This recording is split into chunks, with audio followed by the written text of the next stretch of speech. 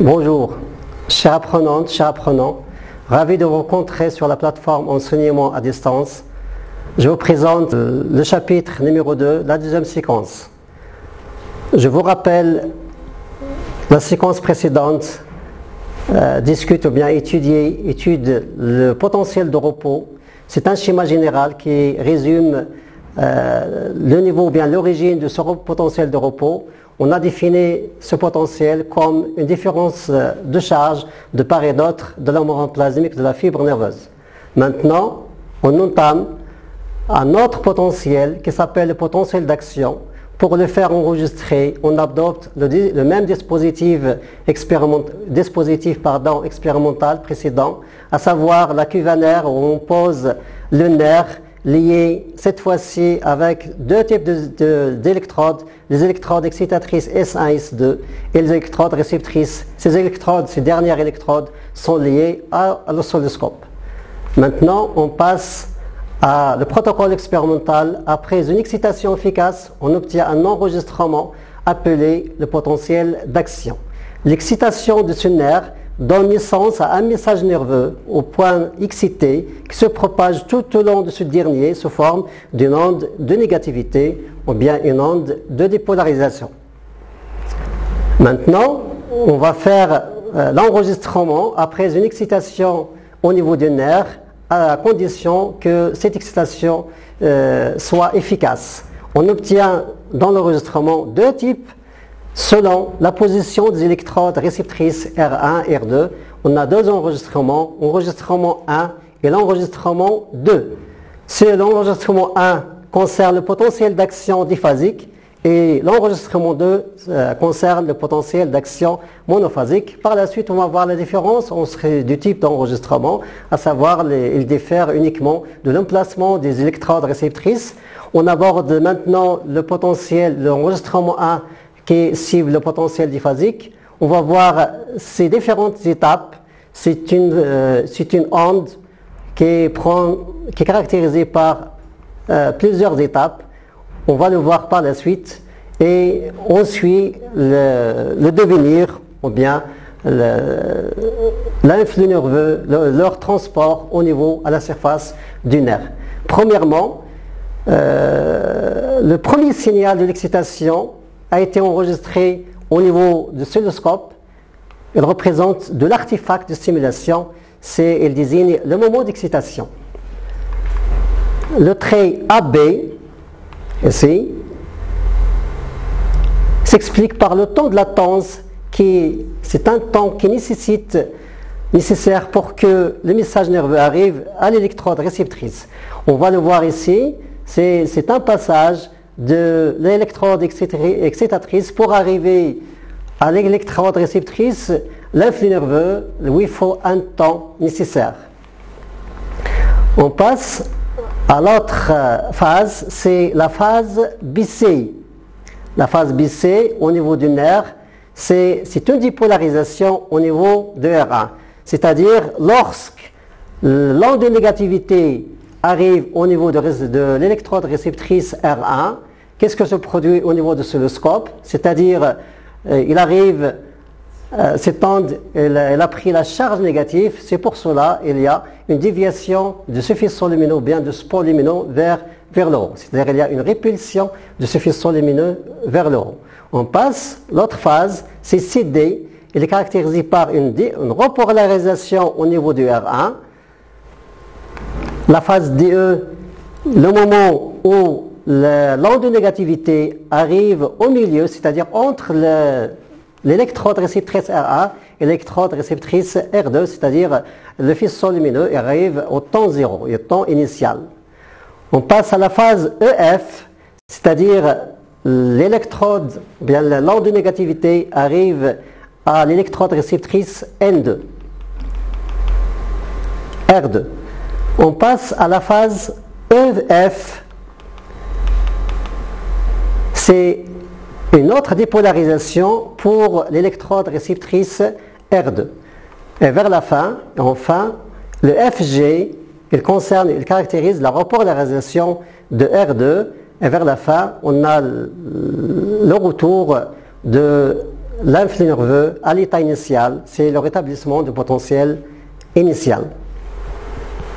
Maintenant, on passe au deuxième type d'enregistrement. Après avoir vu l'enregistrement 1 qui cible le potentiel d'action diphasique, on passe à l'enregistrement 2 qui cible le potentiel d'action monophasique. C'est-à-dire une seule chose qui s'ajoute à ce qu'on a dit précédemment. Toujours, on a le point de signal de l'excitation, c'est l'artefact. Après l'artefact, l'influx nerveux nécessite de se propager vers les électrodes réceptrices, c'est-à-dire il nécessite un temps pour qu'il arrive à l'électrode réceptrice R1. On parle de la partie AB. Puis BC, c'est une phase de dépolarisation comme on a déjà expliqué dans le cas précédent. CD, c'est la phase de repolarisation. La chose qui a été ajoutée dans ce cas de potentiel monophasique, c'est la phase d'hyperpolarisation qu'on va expliquer par la suite.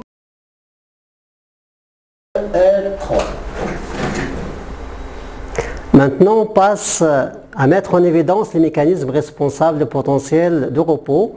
On propose l'expérience suivante. La membrane plasmique, la membrane d'une axone du calmar sépare deux compartiments liquidiens.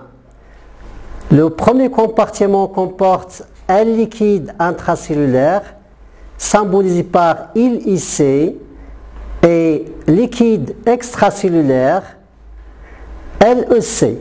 Le tableau suivant présente la répartition de certains ions dans ces milieux. Voilà, le tableau comporte la concentration des ions Na+, et K+, en milieu extérieur et en milieu intérieur. Par la suite, on analyse ces résultats obtenus à partir de cette expérience. Je vous laisse quelques secondes pour faire cette analyse. Voilà, comme vous voyez, les concentrations de l'ion Na+, et l'ion K+, varient du milieu extérieur au milieu intérieur. Comment?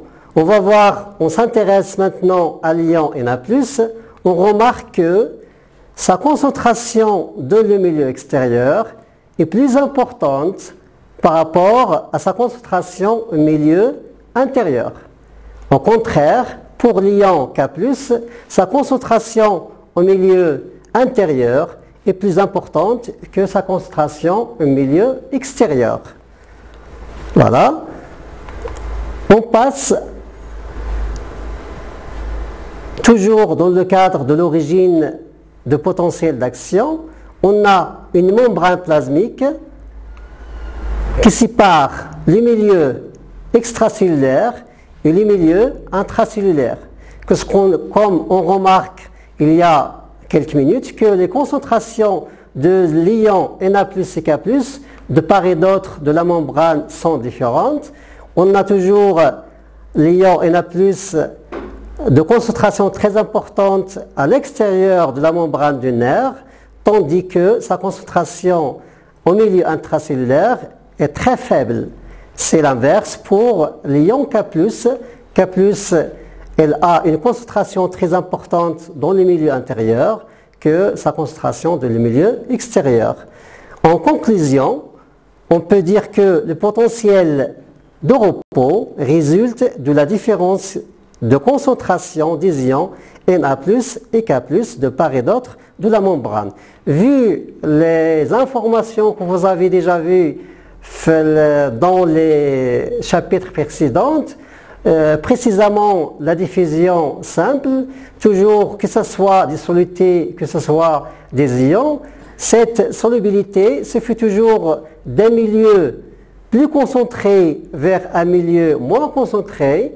Pour appliquer cette théorie sur les échanges ioniques de part et d'autre de la membrane, on voit que l'ion Na+, qui est plus concentré en milieu extracellulaire, passe de ce milieu au milieu interne, selon le gradient décroissant de concentration.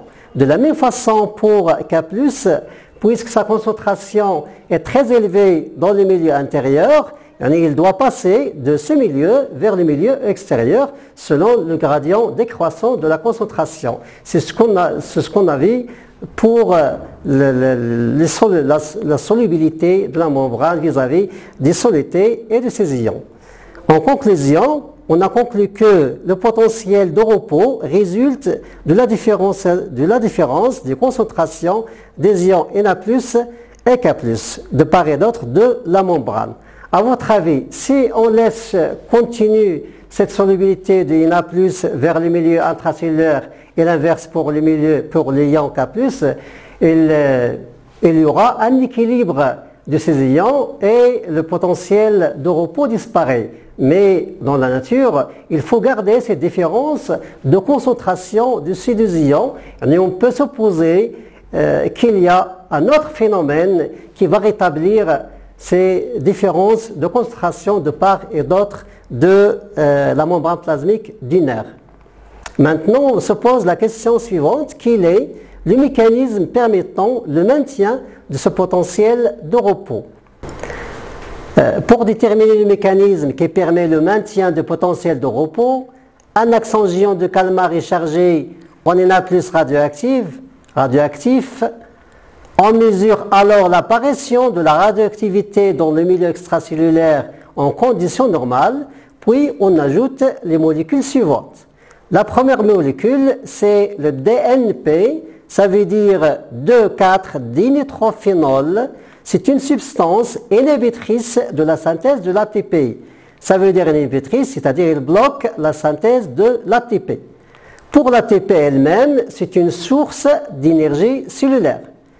Voilà, on va voir l'analyse des courbes des figures ci-dessous et déduire l'origine du potentiel de repos.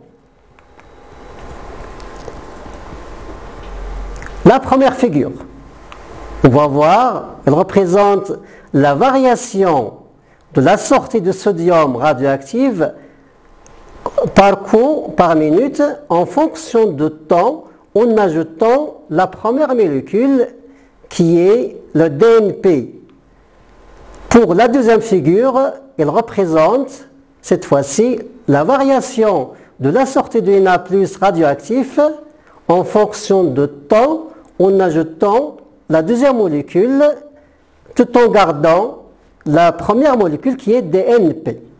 Je vous donne quelques minutes ou bien quelques secondes pour analyser les variations de cette sortie de sodium radioactif en fonction de temps en présence de la molécule DNP. Vous voyez cette variation.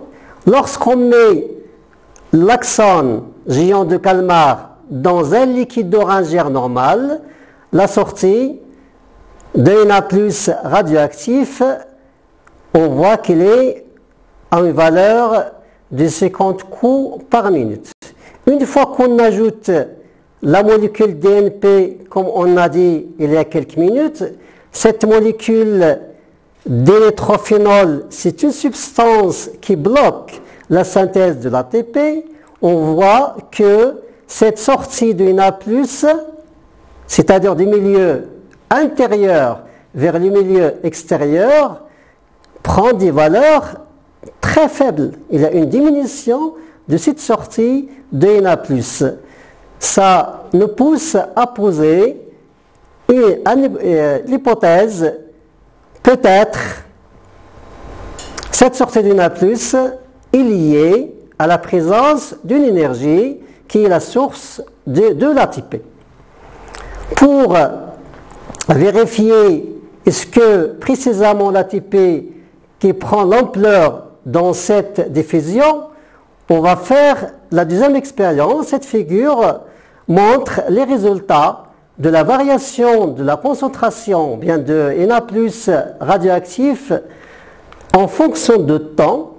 Vous voyez, lorsqu'on le met dans le cas normal, c'est-à-dire dans le liquide physiologique appelé liquide orangère, on voit la sortie reste normale en le comparant avec l'état précédent. Mais lorsqu'on ajoute le DNP, en plus on ajoute de l'ATP avec une concentration plus faible, c'est-à-dire d'une valeur 1 millimol d'ATP, on voit qu'il y a un retour de la sortie du Na+ radioactif, mais si on ajoute l'ATP cette fois-ci avec une concentration très importante par rapport à la première, on voit qu'il y a une augmentation de la sortie du Na+ radioactif. Voilà, ce résultat nous prouve que la sortie de l'ion Na+ radioactif est liée à la présence ou non de l'ATP. C'est-à-dire en général, la sortie de Na+ du milieu intracellulaire vers le milieu intracellulaire, il nécessite un apport énergétique pour garder la différence de concentration des ions Na+ et K+, de part et d'autre, de la membrane plasmique, c'est-à-dire on garde le potentiel de repos. Juste un rappel concernant le potentiel de repos, il résulte de la différence de concentration des ions Na+ et K+ de part et d'autre de la membrane plasmique du nerf. Cette fois-ci, on peut expliquer, on veut bien détailler comment ça se fait cette différence de concentration, vu la concentration des Na+ très importante dans le milieu extracellulaire, c'est-à-dire que cet ion doit passer de ce milieu où la concentration est très importante vers les milieux intracellulaires où la concentration est très faible.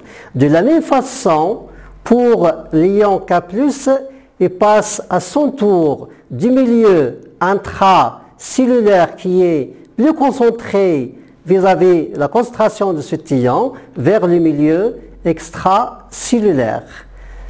On a se posé la question comment garder cette différence de concentration. Voilà un schéma explicatif des échanges ioniques qui permet le maintien du potentiel de repos. Pour les canons ioniques Na+, K+, toujours le sodium ou bien Na+, passe du milieu extérieur qui est le plus concentré vers le milieu intérieur. Pour l'ion K+, qui est plus concentré dans le milieu intérieur, passe par une diffusion simple, c'est-à-dire ne nécessite pas de l'énergie. C'est pour cela on l'appelle un transport passif. Pour garder cette différence de concentration de part et d'autre de la membrane, on a vu il y a quelques minutes qu'il faut intervenir à un autre phénomène qui nécessite un apport énergétique, c'est-à-dire il fait sortir 3 ions Na+, il fait entrer 2 ions de K+.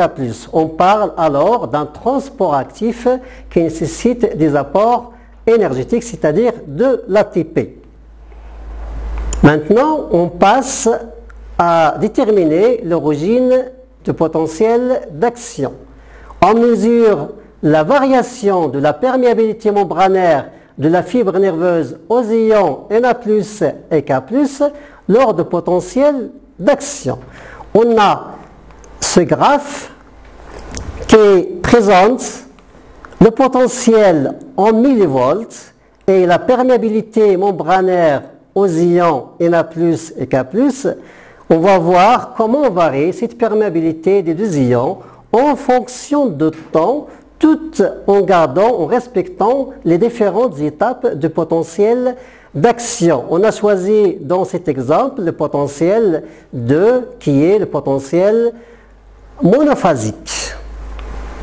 Je vous laisse quelques secondes pour voir comment ça se fait, cette perméabilité vis-à-vis des ions Na+ dans un premier temps, puis la perméabilité membranaire vis-à-vis de l'ion K+.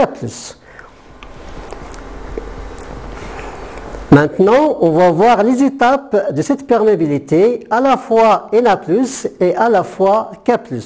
Le moment de potentiel d'action monophasique, on va commencer par le potentiel de repos, qui est de valeur moins 70 millivolts.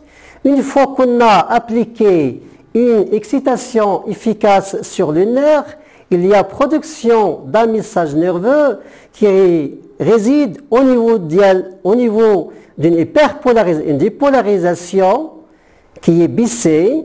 On va voir qu'est-ce qui se passe au moment de cette dépolarisation. Vous voyez, juste au potentiel moins 50 millivolts, c'est-à-dire après une excitation efficace, on voit qu'il y a une perméabilité excessive de l'ion Na+. Au moment, parallèlement, la perméabilité de l'ion K+ reste encore stable jusqu'à une potentielle de plus 30 millivolts. On voit qu'il y a une chute rapide de cette perméabilité. Parallèlement, on voit qu'il y a la perméabilité de l'ion K+ commence. On est à l'état d'une repolarisation. Repolarisation, il y a perméabilité avec une vitesse très faible, d'une façon progressive, et la perméabilité de K+ commence vers la phase de repolarisation. On trouve qu'il y a une fermeture, bien une perméabilité s'arrête de l'ion Na+, mais la perméabilité de K+ commence à diminuer. Vers la fin, on arrive à l'état initial, c'est-à-dire l'état de potentiel de repos, c'est-à-dire à un potentiel de moins 70 millivolts. Voilà, pour comprendre le mécanisme de la variation de la perméabilité des ions Na+, K+, on va expliquer qu'est-ce qui se passe au moment de potentiel d'action. Cette fois-ci, dans cet exemple, on a pris le cas de potentiel d'action monophasique. On va expliquer la phase de dépolarisation, c'est-à-dire la phase BC. Qu'est-ce qui se passe au niveau de cette phase? Il y a une ouverture du canaux à voltage dépendant Na+. C'est pour cela qu'on a observé une perméabilité excessive, avec une concentration très importante. La perméabilité du Na+ résulte ou bien dépend de l'ouverture du canon. Puisqu'il y a une ouverture du canal à voltage dépendant de Na+, automatiquement, il y a une entrée massive de cet ion. Dans la phase 2, qui est une phase appelée repolarisation, c'est-à-dire de C à D, qu'est-ce qui se passe? On va voir qu'il y a une chute de perméabilité de l'ion Na+, à cause de la fermeture rapide des canaux responsables de cette perméabilité. C'est-à-dire une fermeture rapide des canaux Na+, et ouverture des canaux à voltage dépendant K+, ce qui induit au début de perméabilité, c'est-à-dire la perméabilité de l'ion K+ commence. Arrivons à l'état 3, c'est-à-dire l'état de perpolarisation du D, E et F. On a, qu'est-ce qu'on a? Une fermeture lente des canaux K+, c'est pour cela qu'il y a une poursuite de sortie de K+. Vers la fin, il y a un retour de potentiel de repos qui est de potentiel moins 70 millivolts. Par quoi? Par l'intervention des pompes NK qui nécessitent un apport énergétique ou bien qui dépend de l'énergie pour faire sortir le Na+ vers le milieu extérieur et l'entrée de l'ion K+. Voilà, pour résumer les phénomènes de potentiel d'action et de potentiel de repos, on a un schéma récapitulatif. De la gauche vers la droite, on a deux canaux ioniques. Le premier canal cible le passage des Na+ du milieu extérieur qui est le plus concentré vers le milieu intérieur. Un autre canal ionique responsable de faire passer l'ion K+ du milieu intracellulaire vers le milieu extracellulaire, et un autre phénomène qui va laisser ou bien garder la différence de concentration de part et d'autre de la membrane vis-à-vis des ions Na+ et K+. Ce phénomène, on l'appelle un phénomène actif qui nécessite de l'énergie. Ce phénomène se forme d'une pente appelée une pompe NaK, c'est-à-dire cette pompe, il va pomper 3 ions Na+, parallèlement à le pompage du milieu extérieur vers le milieu intérieur de 2 ions de K+. Et comme ça, on garde la répartition inégale des ions Na+ et K+, d'où l'origine du potentiel de repos. Voilà, ces 3 canons ioniques expliquent le potentiel de repos. Cette fois-ci, on passe au potentiel d'action.